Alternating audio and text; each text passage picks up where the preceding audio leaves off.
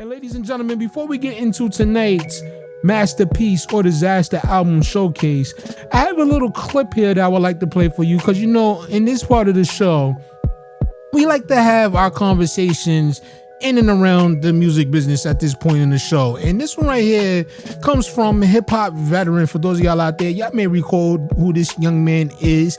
Definitely want to say shout out to Memphis Bleek. He said something on a podcast here recently that I found very interesting as we continue on with the conversation about streaming versus radio play. Now, I know the radio it's probably not as prominent as it used to be, but at the same time, I still feel as though it is more beneficial to artists still in this day and time than what it is with streaming. And I don't know, maybe I'm just playing devil's advocate from a more biased standpoint, but at the same time, I really do feel like what he said made a whole lot of sense. And if you're out there listening right now, maybe this will make a little sense to you. So let's go ahead and go check out what Memphis Bleek had to say about streaming versus radio play. Let's go.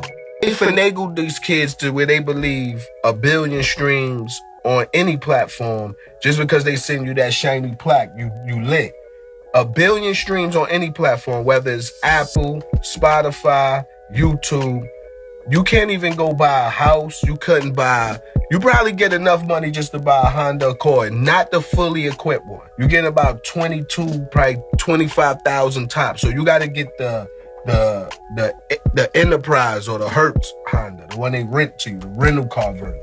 Not the fully loaded with the sunroof, leathers, AC, right. You know what I mean?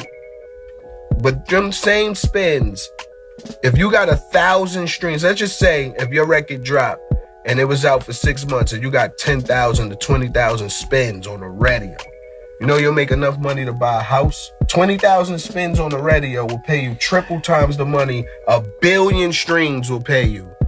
That's why they got rid of it. Like, that's insane that these kids believe streaming is the way, where radio will never die. Now, like I said, you know, maybe it's me being a little biased, being that I am the host of a digital media platform when it comes down to it. But I do wholeheartedly agree with Memphis Bleek when he says the radio is still the best version or the best outlet for artists to make money off of their music. Now, I know a lot of people, you know, especially in this day and age, when it comes to the streaming, the whole argument is now I will put my music there on streaming because it gives me more reach. It gives me more of an opportunity to have people find my music. And I always say to counter that argument, if you are a needle and you put yourself in a stack full of needles, how are you going to stand out unless you got a little color to it or something like that, or something significant that's going to make you stand out from the pack? Now, I understand that argument completely, but if you're in this space where you're still trying to make money off of your streams, well, we see that notoriously streaming is not the way to go when it comes to trying to make music off of make money off of your music. Now, you got the ones out there that do navigate it pretty well, and, you know, they can make a pretty penny off of it, or a fraction of penny, I should say.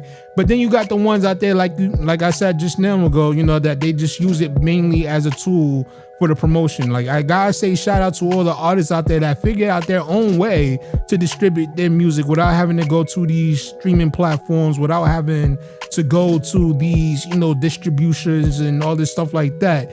But at the end of the day, I want to know from you out there, the artists, anybody out there that's listening right now, if you are still looking to make money off your music, which one do you feel as though is the best route to go? Is it the radio route, or is it going to be streaming stay? Are you going to still stick with the streaming? Or are you going to go and try, you know, pushing your music out there, getting it on as many radio platforms as possible, whether in your town or some other town? Let me know. Leave it in the comments, so you can send me an email to the EMillio EgBar show at gmail.com. I would definitely love to hear from you. But me, honestly, I like the approach of doing it myself, remaining independent, and, you know, making as much money as I can. Even if it goes back to the whole thing of having to get out here, you know, slinging CDs from this trunk of your car, that kind of approach, I can dig that. Because, you know, a lot of artists out there, that's how, you know, they made themselves popping and all that stuff like that, was getting out there touching the people, getting, outside more, getting, going around to all these various locations and selling their physicals out of their trunks of their car or going to showcases and handing out CDs and all that kind of stuff. I do feel as though that's still pretty relevant, especially in this day and age now where even though we are in the digital era of the music industry, you still have a lot of fans, you still have a lot of, music consumers out there that want to touch base with artists with something more tangible like some kind of merchandise or whatever the case may be. So it's still very possible. It's just more so about how hard are you as an artist willing to work to get your music out there other than just going the digital route. But with that being said, ladies and gentlemen, that's going to conclude that conversation right there. And like I said, if anybody disagrees, feel free to leave it in the comments. Let me know how you feel. Or if you agree, let me hear it though.